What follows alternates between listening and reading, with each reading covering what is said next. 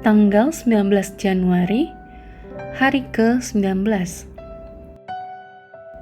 Bacaan Keluaran pasal 3 sampai dengan pasal 6. Konfrontasi dengan Firaun. Garis besar, setelah 40 tahun merefleksikan perjalanan hidupnya, Musa menyimpulkan bahwa dia tidak layak untuk melayani Tuhan. Dalam perdebatan yang luar biasa dengan Tuhan yang hidup, Musa mengajukan 4 alasan dan memohon kepada Tuhan untuk mengirim orang lain sebagai juru bicara Allah. Akhirnya, setelah Tuhan mengirim Harun untuk mendampingi Musa sebagai juru bicaranya, Musa berhadap-hadapan dengan Firaun dalam menyampaikan pesan Tuhan. Seperti yang diperkirakan, Firaun tidak hanya menolak semua tuntutan Tuhan, tapi juga menambahkan penderitaan orang Ibrani. Hal ini membuat popularitas Musa di mata bangsa Israel merosot. Namun Tuhan meyakinkan Musa bahwa Tuhan akan menepati janjinya untuk membebaskan bangsa Israel. Renungan harian. Gereja dapat disamakan seperti pertandingan sepak bola, di mana ribuan penonton yang tidak terlatih memberi komentar pada beberapa pemain yang berpengalaman. Apakah Anda seorang penonton atau pemain? Sebelum memberikan daftar alasan agar Anda meninggalkan pelayanan di gereja Anda, renungkanlah kisah Musa saat dia menjadi seorang gembala yang berusia 80 tahun sedang berdebat dengan Allah yang menampakkan diri di semak yang terbakar. Musa dengan tepat dapat memberikan alasan bahwa bangsanya sendiri tidak akan mendengarkan apa yang akan Musa sampaikan. Selain itu, dia juga mempunyai hambatan untuk berbicara dengan lancar. Musa mungkin berpikir, pastinya Tuhan telah salah untuk memilihnya untuk menjadi pembebas bangsa Israel. Namun dengan sabar, Tuhan menjawab Musa, "Aku bisa menggunakan semak ini, tongkat di tanganmu, atau bahkan bibir gagapmu untuk menggenapi rencanaku." Dengan semua kekurangan yang Anda miliki, Tuhan mungkin tidak merekrut Anda untuk memimpin sebuah bangsa keluar dari perbudakan seperti Musa. Tapi Dia pasti ingin menunjukkan apa yang bisa Dia lakukan melalui Anda. Jika Allah mengatakan hal ini, "Akulah Tuhan yang membutuhkan Anda." Maukah Anda menjawabnya dengan kalimat, "Ya, saya bersedia untuk setiap dipakai Tuhan"? Dalam strategi Allah, untuk dapat hidup sukses, karakter lebih penting dari kecerdasan. Pendalaman. Siapa namamu? Keluaran pasal 3 ayat 14. Aku adalah aku. Keluaran pasal 3 ayat 14 adalah nama yang dinyatakan oleh Allah sendiri. Ini adalah nama yang dengannya Allah dikenal dan disembah. Nama ini mengungkap sifatnya yang tidak berubah, atribut kekalnya, dan kesetiaan totalnya terhadap bangsa Israel. Yesus dalam wahyu surgawinya kepada Rasul Yohanes menyinggung nama kudus ini ketika dia menyebut dirinya sebagai "Aku adalah Alfa dan Omega, firman Tuhan Allah yang ada dan yang sudah ada dan yang akan datang, yang maha kuasa." Wahyu pasal 1 ayat 8.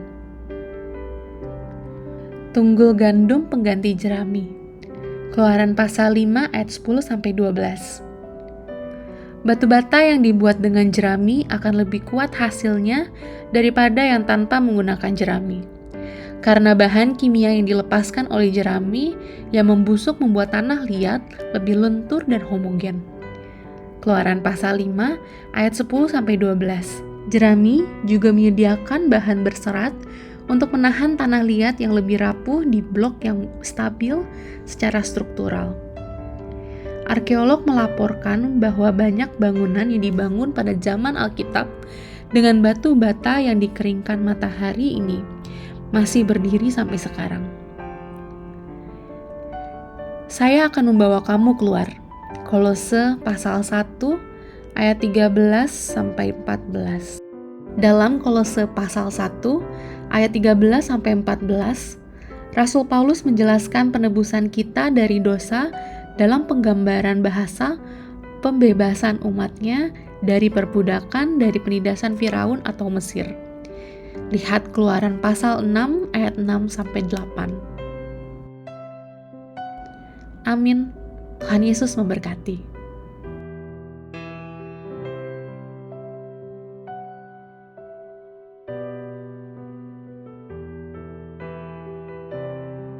Keluaran pasal 3. Adapun Musa, ia biasa menggembalakan kambing domba Yitro, mertuanya, imam di Midian.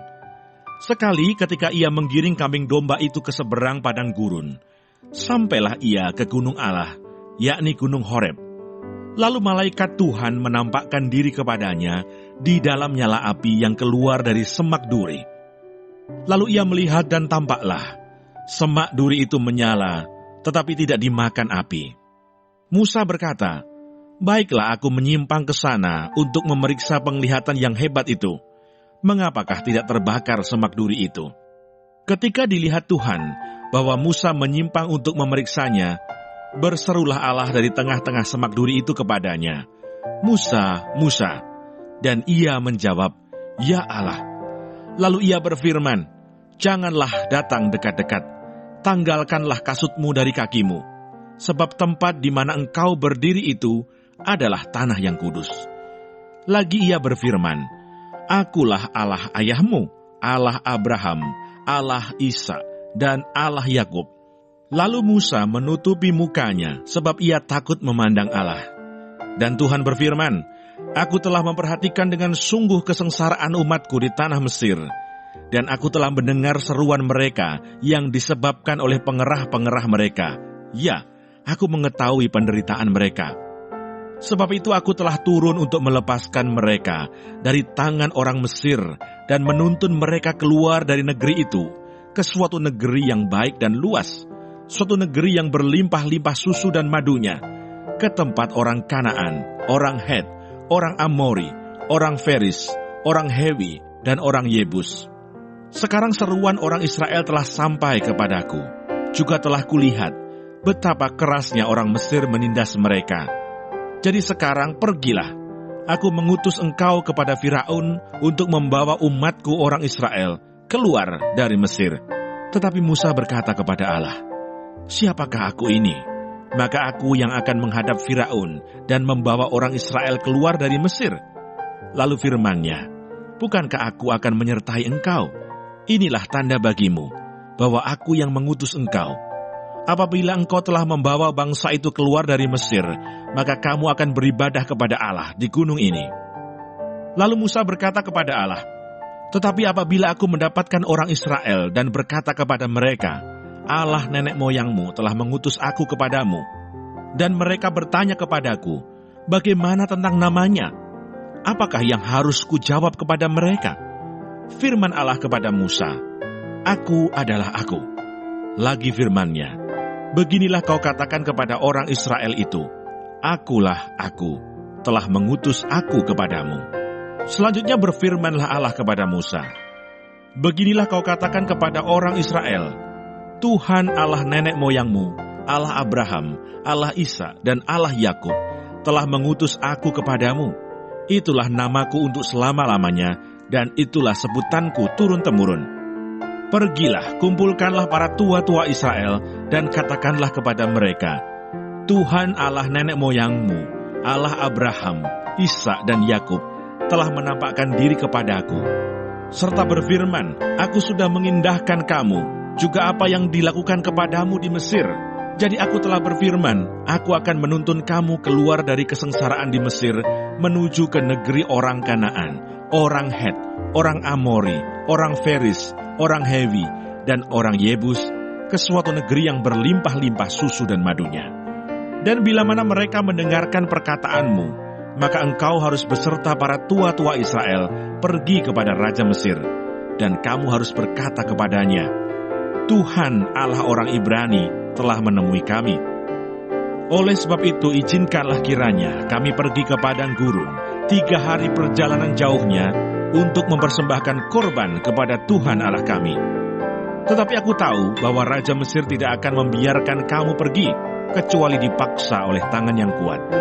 Tetapi aku akan mengacungkan tanganku dan memukul Mesir dengan segala perbuatan yang ajaib yang akan kulakukan di tengah-tengahnya. Sesudah itu ia akan membiarkan kamu pergi. Dan aku akan membuat orang Mesir bermurah hati terhadap bangsa ini, sehingga apabila kamu pergi, kamu tidak pergi dengan tangan hampa. Tetapi tiap-tiap perempuan harus meminta dari tetangganya dan dari perempuan yang tinggal di rumahnya barang-barang perak dan emas dan kain-kain yang akan kamu kenakan kepada anak-anakmu, lelaki dan perempuan. Demikianlah kamu akan merampasi orang Mesir itu. Keluaran pasal 4.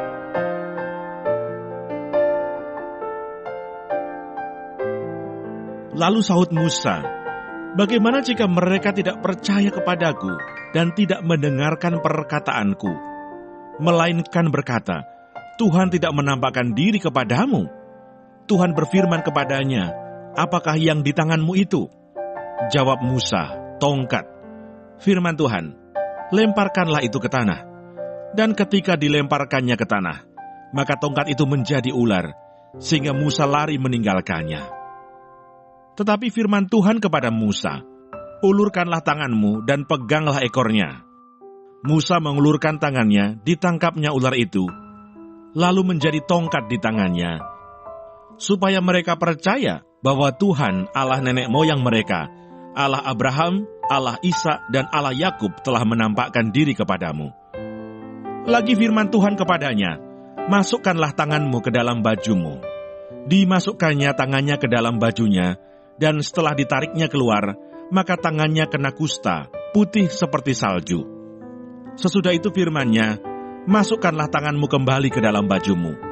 Musa memasukkan tangannya kembali ke dalam bajunya, dan setelah ditariknya keluar, maka tangan itu pulih kembali seperti seluruh badannya. Jika mereka tidak percaya kepadamu dan tidak mengindahkan tanda mukjizat yang pertama, maka mereka akan percaya kepada tanda mukjizat yang kedua. Dan jika mereka tidak juga percaya kepada kedua tanda mukjizat ini dan tidak mendengarkan perkataanmu, maka engkau harus mengambil air dari sungai Nil dan harus kau curahkan di tanah yang kering. Lalu air yang kau ambil itu akan menjadi darah di tanah yang kering itu.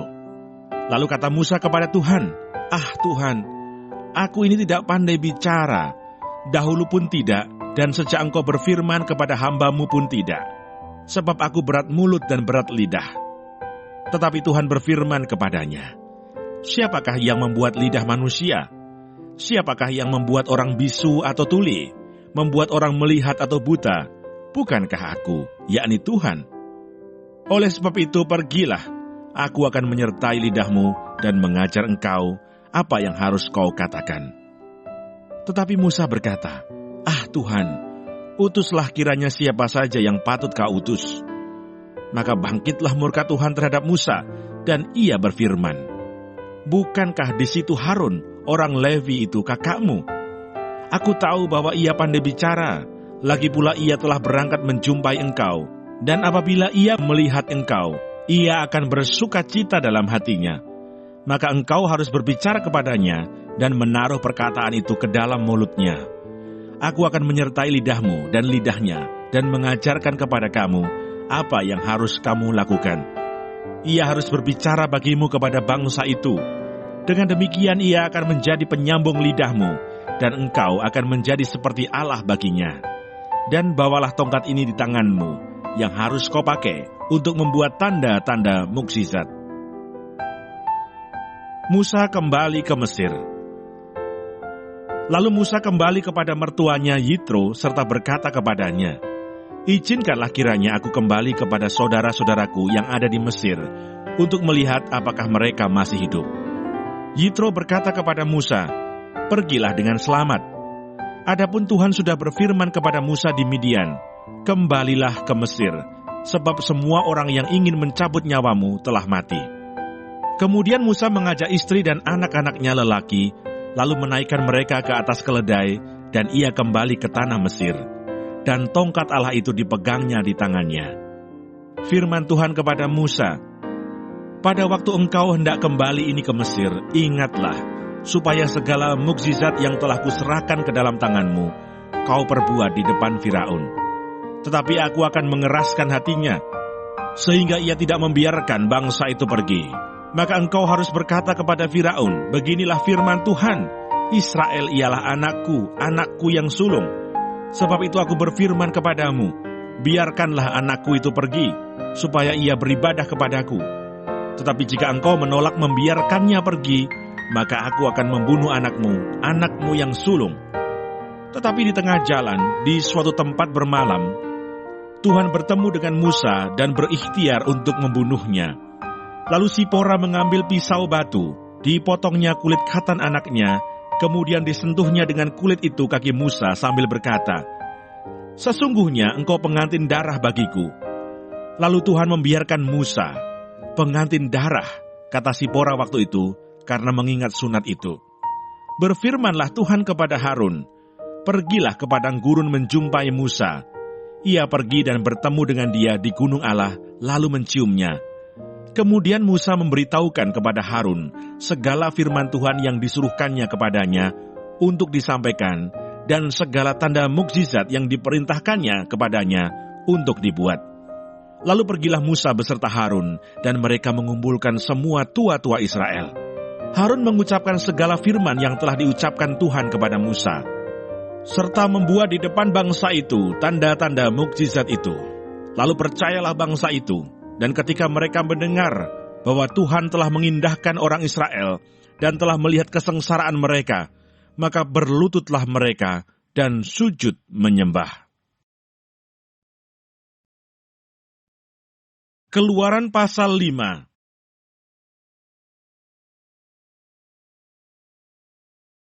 Musa menghadap Firaun, bangsa Israel makin ditindas.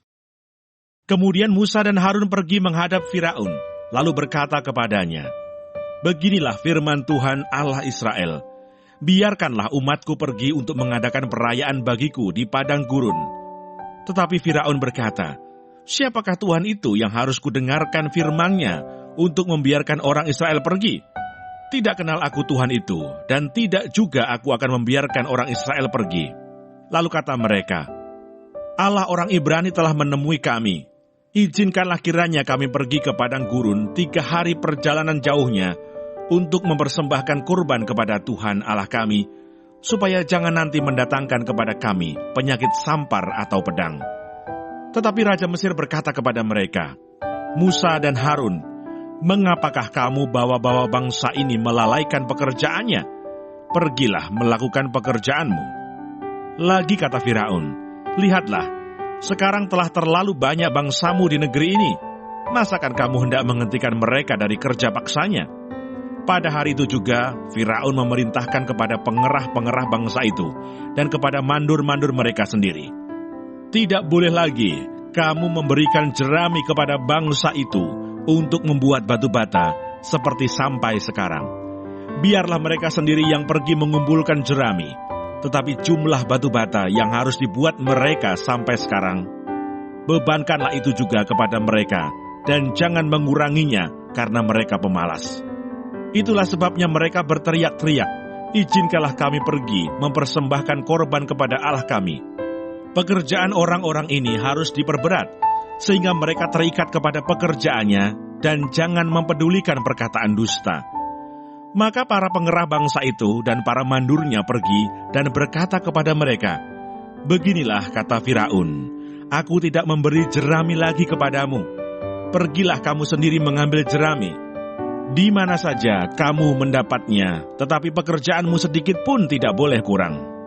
Lalu berseraklah bangsa itu ke seluruh tanah Mesir untuk mengumpulkan tunggul gandum sebagai pengganti jerami. Dan pengerah-pengerah itu mendesak mereka dengan berkata, "Selesaikan pekerjaanmu, yaitu tugas sehari, seperti pada waktu ada jerami."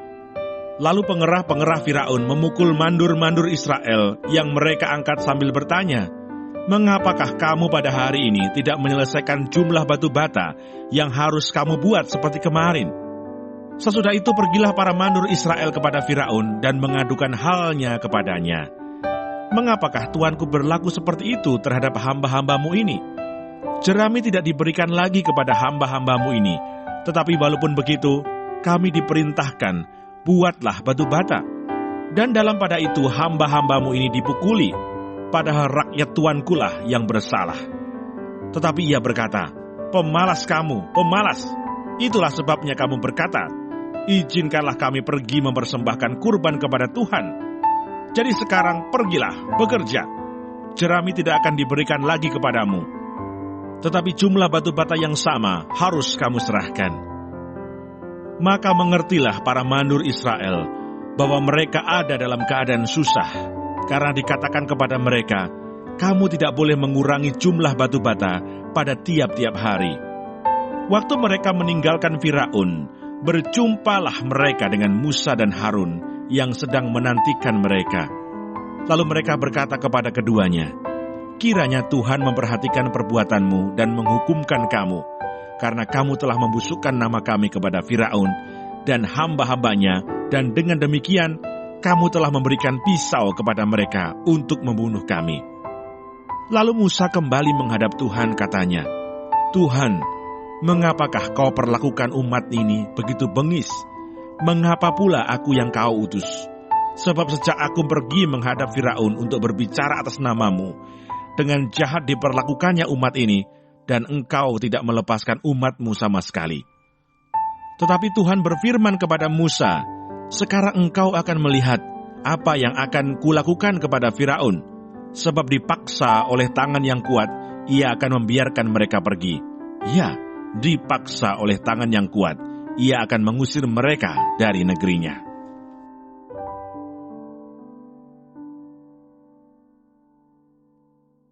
Keluaran pasal 6. Pengutusan Musa. Selanjutnya berfirmanlah Allah kepada Musa, Akulah Tuhan, aku telah menampakkan diri kepada Abraham, Ishak dan Yakub sebagai Allah yang Maha Kuasa. Tetapi dengan namaku Tuhan, aku belum menyatakan diri. Bukan saja aku telah mengadakan perjanjianku dengan mereka untuk memberikan kepada mereka tanah Kanaan, tempat mereka tinggal sebagai orang asing. Tetapi aku sudah mendengar juga erang orang Israel yang telah diperbudak oleh orang Mesir, dan aku ingat kepada perjanjianku. Sebab itu katakanlah kepada orang Israel, Akulah Tuhan. Aku akan membebaskan kamu dari kerja paksa orang Mesir, melepaskan kamu dari perbudakan mereka, dan menebus kamu dengan tangan yang teracung dan dengan hukuman-hukuman yang berat. Aku akan mengangkat kamu menjadi umatku, dan aku akan menjadi Allahmu, supaya kamu mengetahui bahwa akulah Tuhan Allahmu yang membebaskan kamu dari kerja paksa orang Mesir.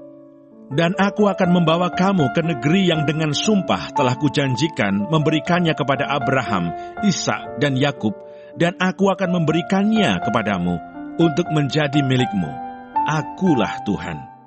Lalu Musa mengatakan demikian kepada orang Israel, tetapi mereka tidak mendengarkan Musa karena mereka putus asa dan karena perbudakan yang berat itu. Kemudian Tuhan berfirman kepada Musa, pergilah menghadap, katakanlah kepada Firaun, raja Mesir, bahwa ia harus membiarkan orang Israel pergi dari negerinya. Tetapi Musa berkata di hadapan Tuhan, orang Israel sendiri tidak mendengarkan aku. Bagaimanakah mungkin Firaun akan mendengarkan aku? Aku seorang yang tidak petah lidahnya. Demikianlah Tuhan telah berfirman kepada Musa dan Harun, serta mengutus mereka kepada orang Israel dan kepada Firaun, raja Mesir, dengan membawa perintah, supaya orang Israel dibawa keluar dari Mesir. Nenek moyang Musa dan Harun. Inilah para kepala kaum keluarga mereka, anak-anak Ruben, anak sulung Israel, Henoh, Palu, Hesron dan Karmi. Itulah kaum-kaum Ruben. Anak-anak Simeon, Yemuel, Yamin, Ohad, Yakin, Zohar, dan Saul, anak seorang perempuan Kanaan. Itulah kaum-kaum Simeon. Inilah nama anak-anak Lewi menurut urutan kelahirannya, Gerson, Kehat, dan Merari. Umur Lewi 137 tahun. Anak-anak Gerson, Libni dan Simei menurut kaum mereka. Anak-anak Kehat, Amram, Yisar, Hebron, dan Uziel. Umur Kehat 133 tahun. anak-anak Merari, Mahli, dan Musi, itulah kaum-kaum Levi menurut urutannya. Dan Amram mengambil Yokebed, saudara ayahnya, menjadi istrinya, dan perempuan ini melahirkan Harun dan Musa baginya. Umur Amram 137 tahun. Anak-anak Yisar, Korah, Nefek, dan Sikri. Anak-anak Usiel, Misael, Elsafan, dan Sitri. Dan Harun mengambil Eliseba, anak perempuan Aminadab, saudara perempuan Nahason, menjadi istrinya.